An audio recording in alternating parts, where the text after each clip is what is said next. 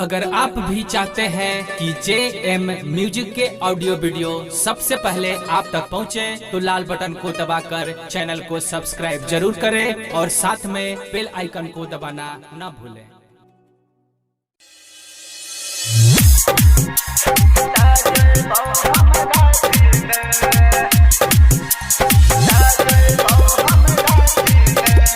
Manish recording studio Raxaul Raghunathpur.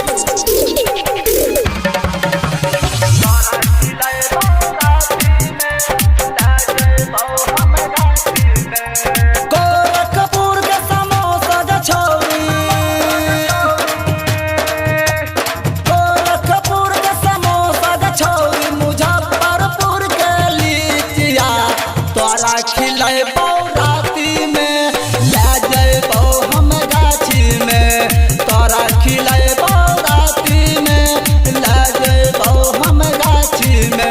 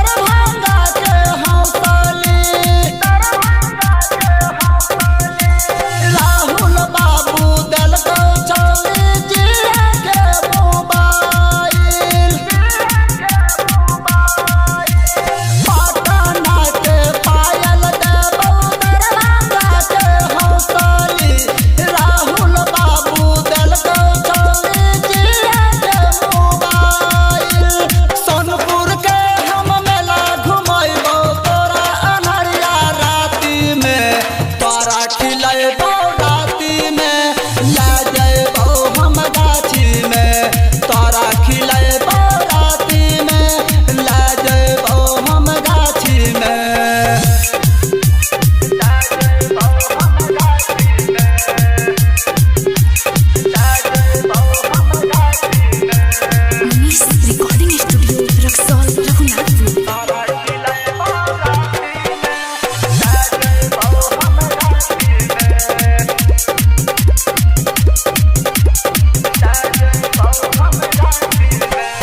Banaras के साड़ी देबौ, कलकत्ता के टिकोली,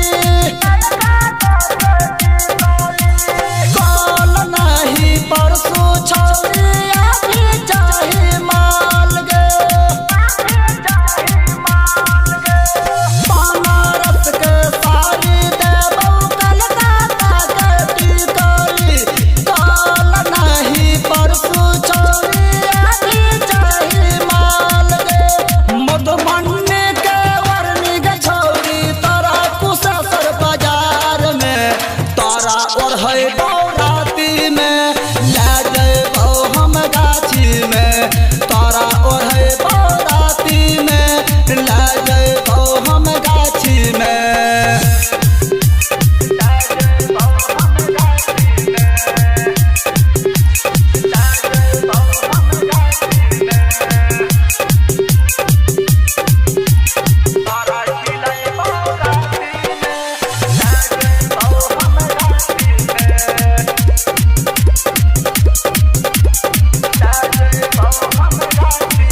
खगड़िया के गजरा देबौ, मोतिहारी के मोती,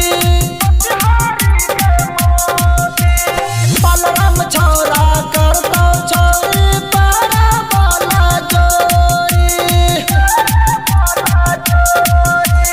खगड़िया के गजरा देबौ, मोतिहारी के मोती, बलराम छौरा करतौ छौरी, पारा वाला जोड़ी।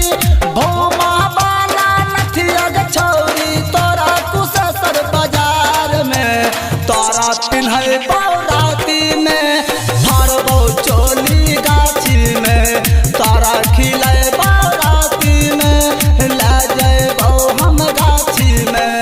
Manish recording studio Raxaul Raghunathpur.